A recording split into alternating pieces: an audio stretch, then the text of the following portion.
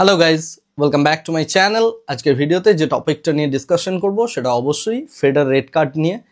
তো আমি লাস্ট কিছুদিন ধরে কন্টিনিউয়াসলি একটাই কথা বলে আসছিলাম, ফেড রেট কাট করবে এবং তার ফলে মার্কেটের মধ্যে একটা বুলি স্ট্রাকচার তৈরি হবে ইত্যাদি ইত্যাদি, যা বলেছি সেগুলো প্রত্যেকটাই আপনারা জানেন। এখন যেটা বিষয় সেটা হচ্ছে এই রেট কাটের কি এফেক্ট এবং তার সাথে সাথে আমি আজকে কি করলাম এবং আগামী দিনের মার্কেটের কি আউটলুক হবে, এই প্রত্যেকটা বিষয় নিয়ে ডিসকাশন করব। যখনই এরকম বড় রকমের কোনো একটা ইভেন্ট থাকে, সেই ইভেন্টটা যদি মার্কেটের কাছে প্রচণ্ড সারপ্রাইজিং হয়, তাহলে সেক্ষেত্রে মার্কেট একটা বিভৎস ভালো পজিটিভ অথবা নেগেটিভ রিয়াকশন দেখায়।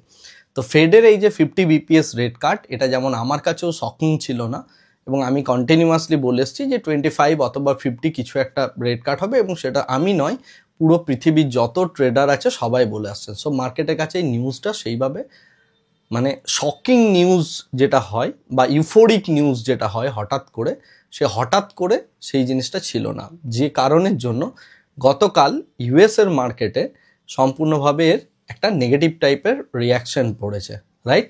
যেখানে আমরা দেখেছি ডলার ইন্ডেক্সও ফল করেছে, তার সাথে সাথে গোল্ডের মধ্যেও আমরা একটা প্রথমে রাইজ এবং পরের দিকে গোল্ডকে আমরা ফল করতে দেখেছি because of hedging and all.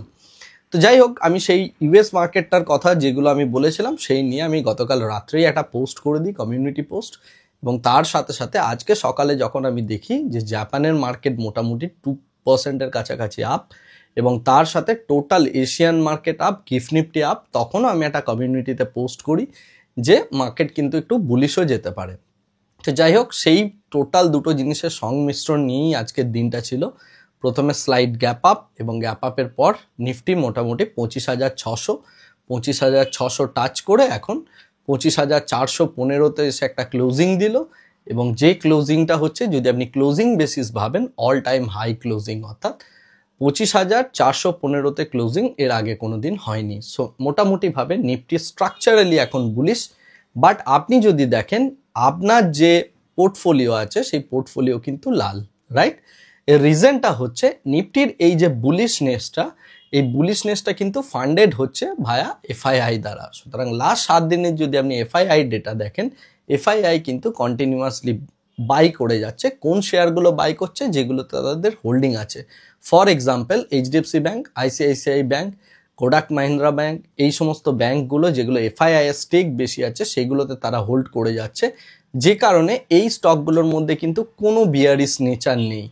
But আপনি যদি দেখেন ওভারঅল স্ট্রাকচারালি মার্কেটের বাকি স্টকগুলোর কথা, বিশেষ করে মিড ক্যাপ এবং স্মল ক্যাপ সেগমেন্টের কথা, সেগুলোতে কিন্তু খুব বড় রকমের প্রফিট বুকিং এসছে, যেহেতু একটা গ্যাপ আপ হয়েছে এবং ইউএস মার্কেট তাদের যে নিজেদের ডোমেস্টিক নিউজ সেটাকে একটা নেগেটিভলি রিয়্যাক্ট করেছে, রাইট? তো এটা হচ্ছে টোটাল ব্যাপার। এবং এরপরে যে জিনিসটা ঘটতে চলেছে সেটা হচ্ছে আমাদের যে মার্কেট আছে, আমাদের মার্কেট অ্যাকচুয়ালি যে জিনিসটাই রিয়াকশন দেবে সেটা হচ্ছে আগামীকালের একটা রেটের গল্প আছে, সেটা হচ্ছে জাপানের। সো আগামীকাল সকাল 9:30 নাগাদ জাপানের যে ব্যাংক অফ জাপান আছে তারা অ্যাকচুয়ালি তাদের রেটের ওপর ডিসিশন দিতে চলেছে, এবং সেক্ষেত্রে আমরা যে জিনিসটা দেখতে পারি, জাপান কিন্তু রেট হাইক করতে পারে। তো জাপান যদি রেট হাইক করে তাহলে সেক্ষেত্রে যে জিনিসটা ঘটবে সেটা হচ্ছে মার্কেটের মধ্যে আবার একটা স্লাইড ভোলাটাইল স্টেট। বাট যেহেতু Nifty all time high closing দিয়েছে, আমরা এটা ধরতে পারি এখানে একটা স্লাইড সাইডওয়ে নেচার এবং তারপরে আবার স্লাইড বুলিশ নেচার আমরা কিন্তু দেখতে পারি। যদিও আজকের ডেটে যে রকমভাবে প্রফিট বুকিং হয়েছে প্রত্যেকটা সেগমেন্টে, সেটা কিন্তু একটা ভয়ঙ্কর রকমের, রাইট? এবং এটাই হচ্ছে মার্কেটের এই মুহূর্তে কন্ডিশন বা স্ট্রাকচার। বাট যে জিনিসটা বলবো, আমি যারা অপশনে কাজ করেন, আমি এক্সপেক্ট করছি তারা প্রত্যেকেই পয়সা বানিয়েছেন আজকের ডেটে, বিকজ আজকের মতো মার্কেট, এই জাতীয় ভোলাটাইল মার্কেট বা এই নিউজ বেসড মার্কেটগুলো হচ্ছে অপশনে পয়সা বানানোর জন্য যথেষ্ট ভালো দিন। বাট আমি যে কথাটা বলতে চাইছি, এই জাতীয় ভোলাটাইল ইভেন্টগুলোতে শিওর শট আপনি প্রফিট বানাতে পারেন যদি আপনি হেজ বেস স্ট্র্যাটেজি নেন, লং অপশন নিয়ে কাজ করেন, তার সাথে উইকলি অপশন শকিং জায়গাগুলোকে কভার করার জন্য। এইভাবে যদি আপনি কাজ করেন তাহলে আপনি অবশ্যই পয়সা বানাতে পারবেন, রাইট? আশা করি বোঝা গেল আমি কি বলতে চাইছি। আপনি দেখে নিতে পারেন, কোনো অসুবিধা নেই। বাট যেটা বিষয় সেটা হচ্ছে যে এই টাইপের স্ট্র্যাটেজি বা এই টাইপের জিনিসগুলো আপনি করতে পারবেন না নিজে থেকে, যদি না আপনার অপশনের ডিপ লেভেল অফ নলেজ থাকে, রাইট? মানে simply weekly option continuously buy sell, that is not option playing. Option actually হচ্ছে হেজিং এর পার্ট, এবং তার সাথে সাথে হচ্ছে long option, medium term option, short term option, এই সমস্তগুলো নিয়ে আপনাকে পজিশন বিল্ড আপ করতে হবে। তাতে মার্কেট যদি ডাউন সাইড যায় তাহলেও যেন আপনি প্রফিট পান, মার্কেট যদি আপসাইড যায় তাহলেও আপনি প্রফিট পান, রাইট? বিকজ এই টাইপের ভোলাটাইল ইভেন্টগুলোতে জেনারেলি মার্কেট মুভমেন্ট থাকে, এরকম নয় যে মার্কেট একটা স্পেসিফিক জায়গায় দাঁড়িয়ে থাকবে, এবং এর সাথে আপনি ভোলাটিলিটি প্লেও করতে পারেন, রাইট? তো যারা অপশনের ডিটেলস লেভেলের নলেজ চান তাদের জন্য একটাই কথা বলবো, আমার এই চ্যানেলের মধ্যে গিয়ে অ্যাডভান্স অপশনস এবং তার সাথে সাথে অপশন ট্রেডিং নামে দুটো প্লে লিস্ট আছে, ওই দুটো ভালো করে নিন, ভালো করে পড়াশোনা করুন, স্টাডি করুন, দিয়ে নিজের স্ট্র্যাটেজিগুলো বিল্ড আপ করার চেষ্টা করবেন। এগুলো ভীষণ পিসফুল স্ট্র্যাটেজি হয়, এবং এই যে কোনো রকম ইভেন্ট, যে কোনো রকম সিচুয়েশনসে পয়সা বানানোর জন্য এই টাইপের স্ট্র্যাটেজিগুলোতে আপনাকে কাজ করতে হতে পারে। যাক, আশা করি বোঝা গেল কি বলতে চাইছি। সো মার্কেটের যে স্ট্রাকচারটা, এই স্ট্রাকচারটা এরকমই থাকবে।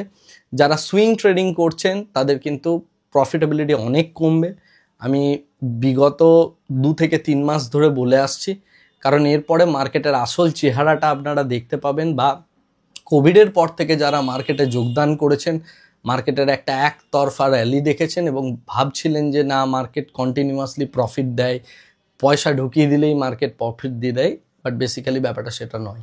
মার্কেট ওইভাবে ওয়ার্ক করে না, মার্কেটের জন্য ডিপ নলেজের দরকার পড়ে, একটা স্ট্রাকচারাল পরিবর্তন এরপরে দেখতে পাবেন মার্কেটে। এরপরে ভ্যালুয়েশন গেম প্লে হবে, তার সাথে সাথে মানে মার্কেটের যে সমস্ত পকেটগুলো লিকুইডিটি পকেট বা আন্ডার ভ্যালুড পকেট, সেই পকেটগুলোতেই কেবলমাত্র বাইং হবে, ওভার ভ্যালুড স্টক পিনালাইজড হবে, এবং তার সাথে সাথে যে ডিসিসিভ গভর্নমেন্টের কথা আমরা বলে আসছি কন্টিনিউয়াসলি, যেটা এই ইলেকশনের আগে ছিল সেই সিচুয়েশনসও এখন নেই।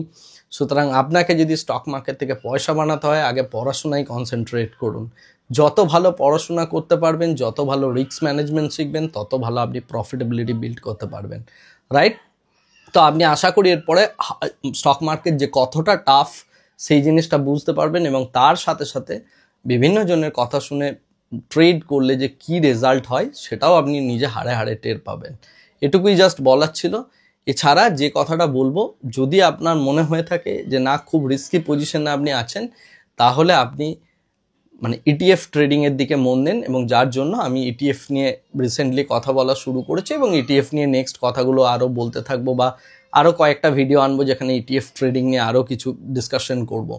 তো এই হচ্ছে টোটাল ব্যাপার, আর বিশেষ করে বলার কিছু নেই। আমি এই উইকের দিকে একটা জিও পলিটিক্সের ওপর ভিডিও রিলিজ করব, এবং আশা করি সেই ভিডিওটা আপনাকে আরও মার্কেট এবং তার সাথে সাথে জিওগ্রাফিক্যালি কী চলছে, কি পলিটিক্স চলছে সেটা বুঝতে হেল্প করবে। আজকের ভিডিওটা এখানেই শেষ করছি। Thank you very much, bye bye, tata.